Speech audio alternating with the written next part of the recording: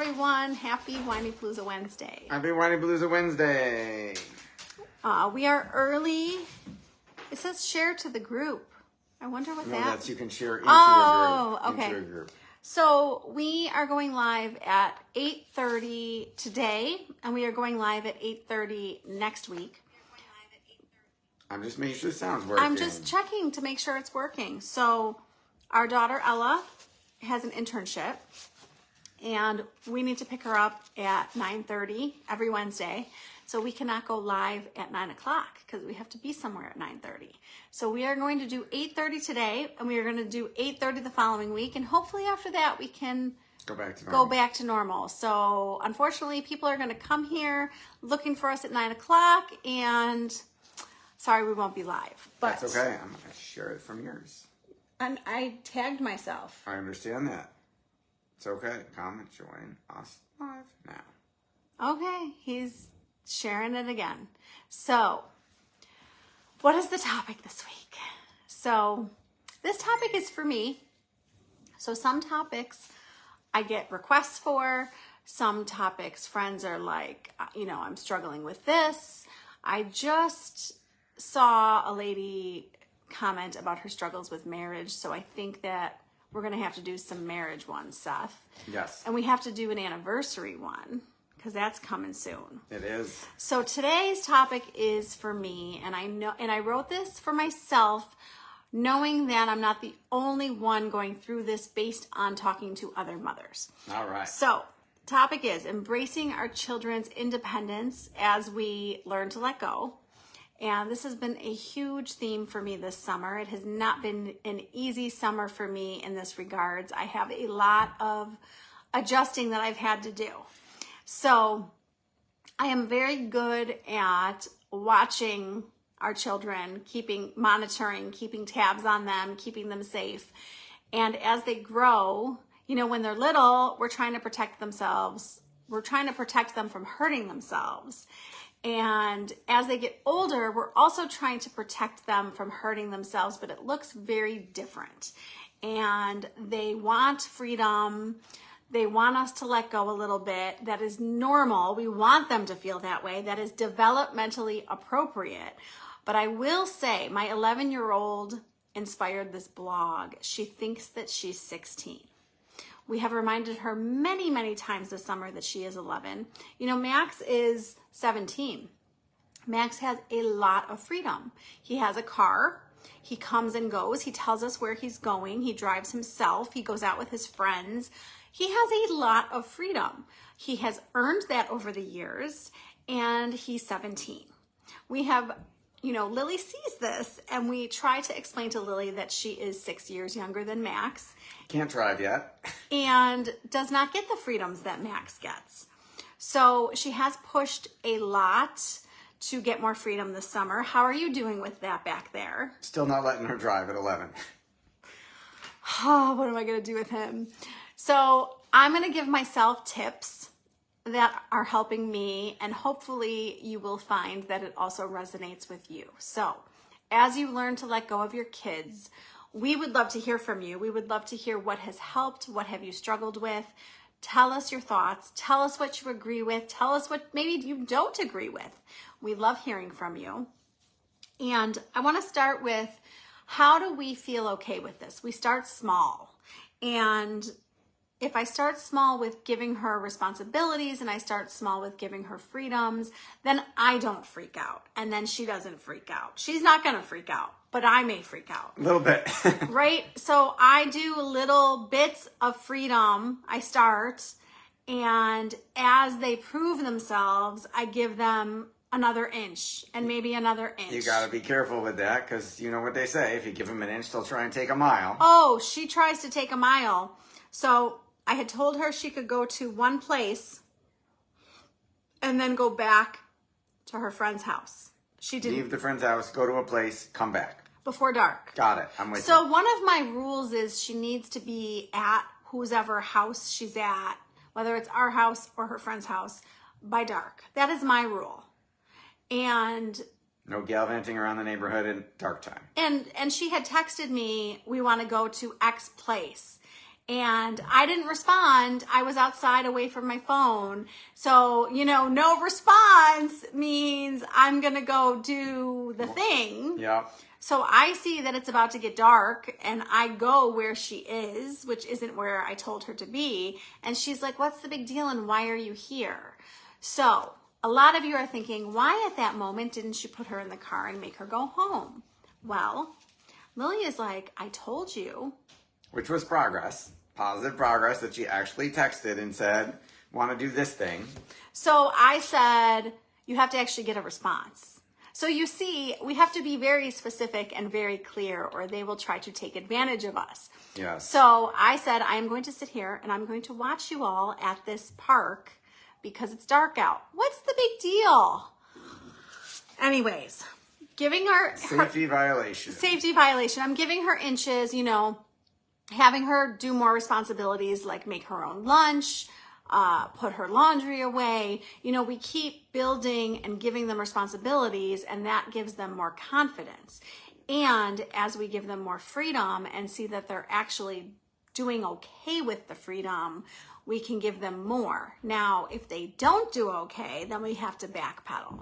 So starting small is helping me to stay sane. Little bits. Little bits. Oh, you love that term. I do. I am not jumping in with 2 feet, giving her freedom, I'll tell you. So I would be afraid it would backfire. I am one who likes to plow forward with things, and I am one who likes to tackle stuff.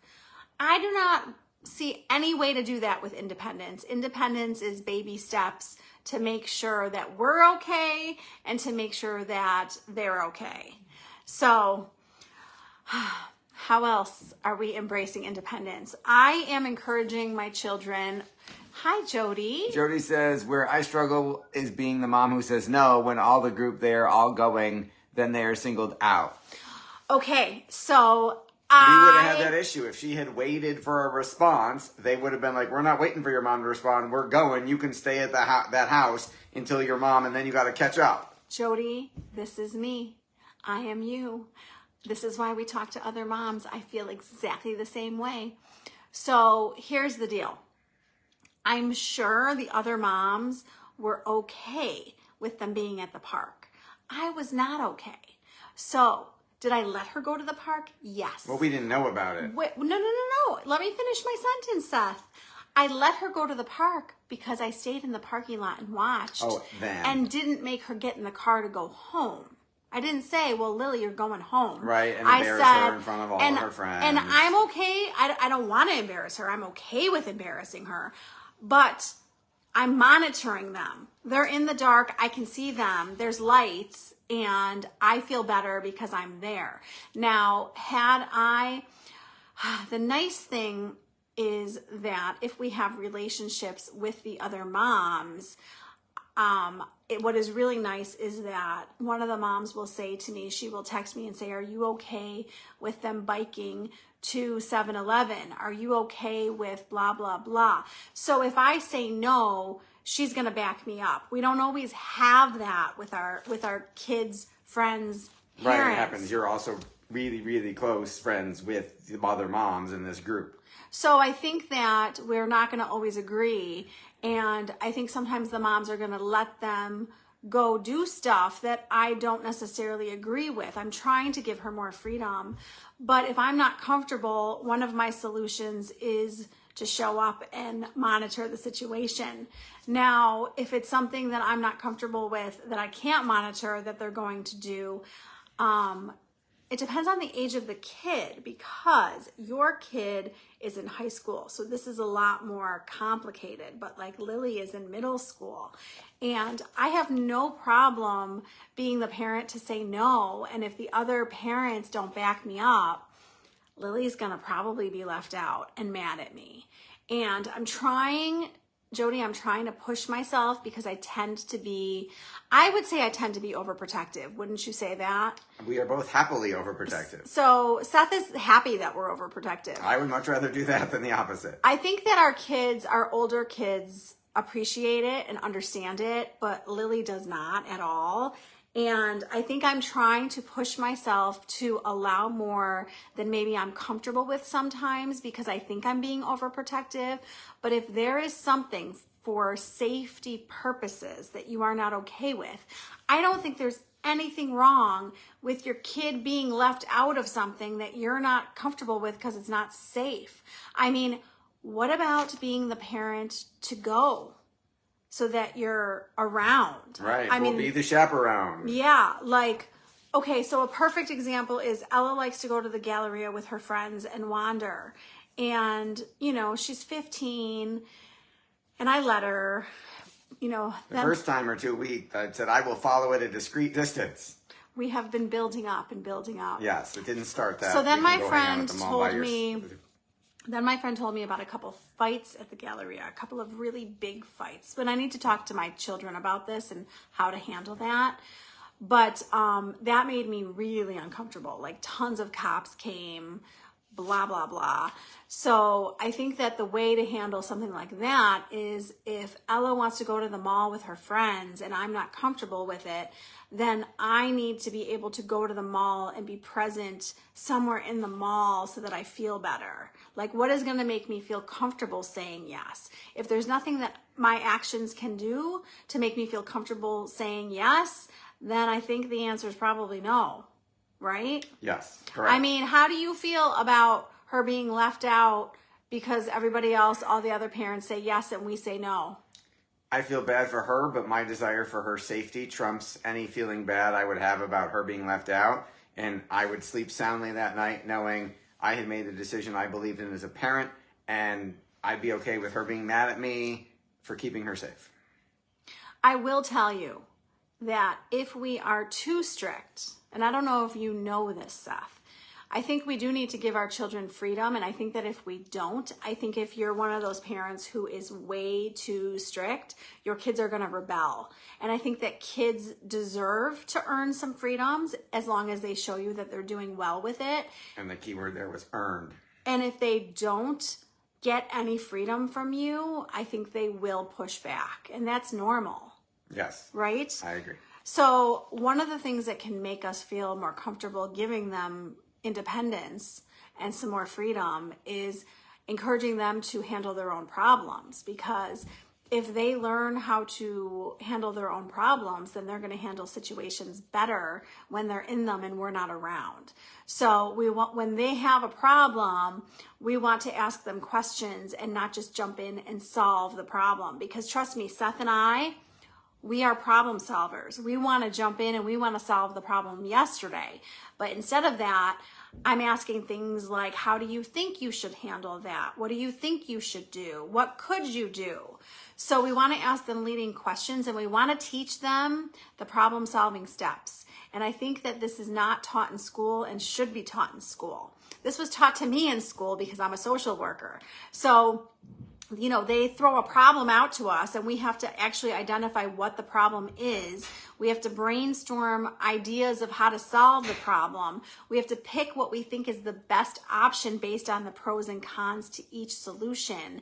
And then we have to evaluate, how did we do with the solution that we picked? Is it going well? Are we moving forward? Or is it going poorly and we need to backpedal and pick something else? So if we take our kids through this process and teach them this process, then we will feel better that they know they are equipped and know how to handle a problem. Right? Absolutely. So we should actually step through these steps with our kids and show them an example, because I think that they're doing this in their head, but I think that we would feel better if we actually see it on paper. Yeah, and out loud. If we could hear them think through a decision process out loud and hear how they're thinking, that would, and we agreed with it, that would probably make me feel better about their decision-making process, for sure. I don't think they always think things through, which Right. is what we're trying to teach them. Exactly. Give them a process. Okay, and the other thing is we want to keep the lines of communication open, because I want them to tell you, you know, I'm frustrated with you. You're not giving me enough freedom. I want them to tell me, so like Max will say, Mom, I got this. Like, let me do this. I did not, you know, the example that comes to me that you have all heard from me is I did not give him the freedom that he wanted to make his own schedule. And like part of that is you You're have talking to, about classes. yeah, Yes, high school class schedule. Part of that is that the guidance counselor expects the parent to go in and actually hit approve. Like you have to go into the account and approve it. So it's not like he has total freedom. So I go in to look at his schedule and I say, holy crap, no. And he pushes back and he's communicating openly. And he was like, Mom, let me do this. Let me show you. Like, I can do this. This is what I want my schedule to look like. So I'm trying to restrict him. He's trying to be independent. And I'm like, okay, pick your battles, people. This is not the battle that I want to pick. So, we're communicating, we're being open and honest with each other, and I'm giving him the freedom. So I'm going to tell you that if you are like me, you have more than one child. And I will tell you that children are probably more likely to communicate with you and in a one-on-one situation. So I like to get them alone in the car, because if we're all 5 of us or 4 of us in the car, the conversations are very different than if it's a one-on-one conversation. So if there is something that is bugging both of you or one of you, get them alone in the car somehow and begin the conversation. Go for a drive on purpose. Yeah, like come for a drive with me. I got somewhere to go, and you know that it's the perfect opportunity to talk to them. So I want us to embrace and celebrate the growth. When Max got his license, I was scared. Yes. SHITLESS. Am I allowed to swear on here? I don't even know. It's my show. I think I can swear, right? You just gotta, if we're airing it on iTunes, you gotta mark it explicit. Oh, okay. So no swearing. Never mind. We will erase that. You were scared. I was really scared when he got his license, and I prayed a lot. And I also celebrated. We took him out to dinner. We had a big dinner at a nice restaurant, and we celebrated. Like, this is a big milestone. So celebrate it and show them that you're proud of them. Like, you want your kid to get their license. You want them to take steps to be more independent. Our goal as a parent is to have independent, successful kids. So this is how we get to the ultimate parenting success. We have to take steps in the right direction. So as they're taking steps, as they're going to the mall and being safe and making good decisions, celebrate and tell them how proud you are of them for doing a good job. Love it. Right? Embrace it, don't resist it. What you resist persists. I'm talking to myself, people. This isn't just for you. This is me learning and growing this summer. I love it. It has been a lot of learning and growing this summer, wouldn't you think? Yes, definitely. We have to manage our own emotions, and I want you to know that it is normal to have lots of feelings about this. You are not alone. You hear all of my feelings about this, and I will tell you that the best way to deal with it is to talk to other moms. Like Jody and I would have a great conversation about this. Right? Absolutely. It sounds like we feel similarly. I think that if there's people who think differently than me, I like to talk to them because they challenge me and they push me. But I also like to talk to people who understand me and relate to me, because we can work it out together and understand each other. You gotta have both sides. I gotta have both sides. And you never want to just be friends with people who agree with you. There is not growth in that, people. I have friends who really challenge me, and I'm thankful for that. Amen. Right? Yes. Okay, so as I was realizing that my kids have more freedom this summer, I'm realizing that I'm moving into a different role with them, and I'm embracing my new role with them. So Max doesn't need me to, I'm in the car driving the girls around all freaking day. Max doesn't need me to do that anymore. I have a definitely new role with him. Does he still want guidance? Does he still want to talk to me? Am I still, helping him in different ways? 150% yes, but I'm not driving him, and I'm not taking care of him in the same ways that I was. And Lillie doesn't need me to take her to the store, because guess what? She wants to walk to the store with her friends and get what she needs. So things are changing, and you're going to find that as things are changing, you're going to have a new role with your kids, and you're also maybe going to even have more time. So I said to my friends the other day, what am I going to do with myself when I'm not driving kids all day? Like, what am I going to do? I live in my car. I'm going to have all this time on my hands. I guarantee you we'll fill it. Well, I know you'll fill it.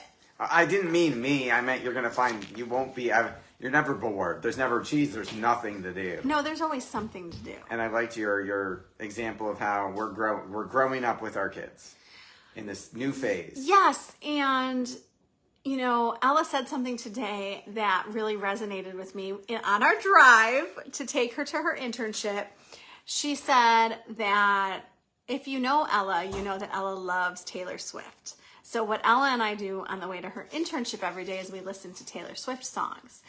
And she said to me, Mom, Taylor is so ready for her tour to be over. And I said, really? Why do you say that? And she's like, she says things like, I know I had hobbies. I know I had things that I did before this tour. And it really resonated with me because, you know, there was a time when Seth and I did not have kids. What? And there was like, we filled our time. We did indeed. We had lots of stuff that we did. I remember working out a lot more than I do now. I'm not saying I'm not working out. I'm just saying You're doing a great job. I certainly, you know, if I'm not driving my kids, if I have more time, then what am I going to fill it with for myself? Do I want to work more? Do I want a new hobby? Do I want more time with my friends? Do you want an old hobby? Do you want a date with your spouse? I would love that. Speaking of dates, I think that This Ends With Us has already come out as an early release. Has anybody seen it? We read the books. We read the book. I don't know if I need to refresh with the book. I don't think I have time for that. I was going to say, in your stack of books, there's not much space for another one.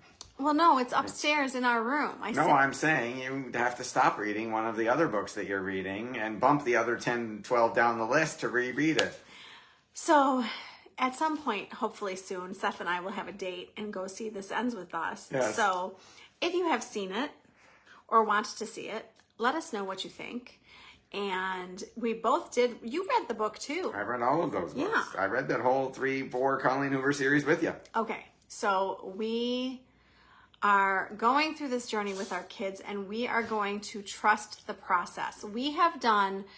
Seth and I have done so much work instilling values into our kids. Values, beliefs, judgments, thought processes, problem-solving skills, coping skills.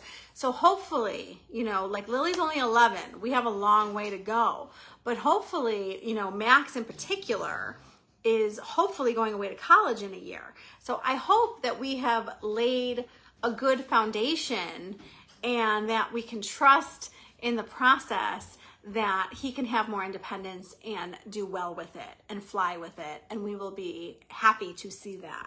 Amen. So as hard as it is to let go, it is really refreshing and rewarding as a parent to see that you can let go and that they succeed with what room you give them. That would be wonderful. So is there anything in this letting go process that I have not talked about that has been an issue or a success for you along the way? No, I think you were pretty thorough. How are you doing letting go? I'm trying not to resist. I think that, okay, so I'm home more than Seth, and Right. I work at home. Like, he leaves in the morning and sometimes comes home, you know, whatever time he comes home. So the point is that I think that Seth tends to take my parenting lead. We definitely discuss things. He's leaving. Him and I definitely discuss things, and I try not to make big decisions without talking to him. But I think that because he's at work all day, he tends to let me kind of take the lead and try, and usually agrees with me. And if he doesn't agree with me, we have a conversation about it. And Seth is definitely, I'm protective. I think Seth is probably more protective. And I call Seth the safety police. If you know me and think I'm the safety police, he's 10 times more than me.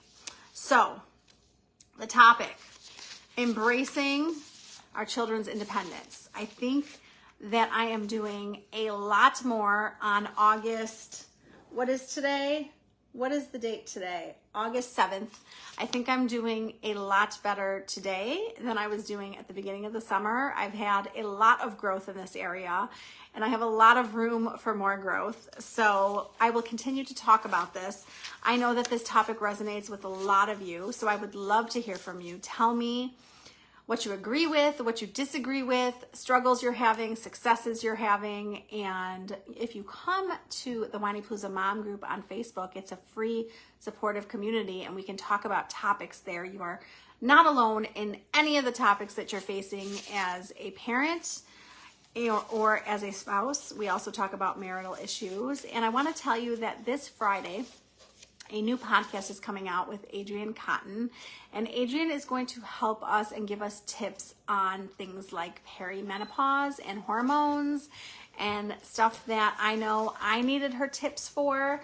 So I am very excited to listen to the podcast because I learn a lot more when I listen to my podcast than when I actually do my podcast. Does that sound weird when I say that? It does not, because you're doing it the first time. You can't listen at the same time as you're concentrating on your guest. Yeah, so I learn a lot interviewing all these fabulous women, but I think I learn 10 times more if I just sit back and listen to it when it releases. So, new podcast on Friday, Adrienne Cotton, Whinypaluza Mom group on Facebook. I just did an August summer challenge. I need to pick a winner. And Seth, do your newsletter, etc. Yes, go check out whinypaluza.com. Go check out the link tree with all of Rebecca's resources. And make sure you like, share, comment, rate, review, and subscribe. I do have a newsletter that comes out Monday, Wednesday, and Friday, and you can sign up for that for free at whinypaluza.com, right? Yep, go to Linktree, click the newsletter link. Okay, anything else that you want to share? That's it. Okay, time to get Ella. Okay. Thanks, everybody, for joining us, and have a fantastic week. Thank you for tuning in to the Whinypaluza podcast. If you like what you heard, please be sure to subscribe so you never miss an episode. While you are there, leave a review. I love to hear your feedback. Thank you so much for listening. Until next time. This show has been produced by Market Domination, LLC. To discover how you can have your own show completely done for you and turn it into a real published book and become the authority in your marketplace, go to www.marketdominationllc.com/podcast offer. 49 faces looked to him in triumph. Over the last 12 months, they had each taken turns and promoted his business for a week at a time, driving over $987,342 in revenue. What if you had a network of 50 centers of influence who promoted your business every week for a year? Grab your copy of the #1 Amazon best-selling book, The Ultimate Guide to Growing Your Business with a Podcast, at 33% off the Amazon price by going to ultimatepodcastbook.com. Again, that website for 33% off the Amazon price is ultimatepodcastbook.com.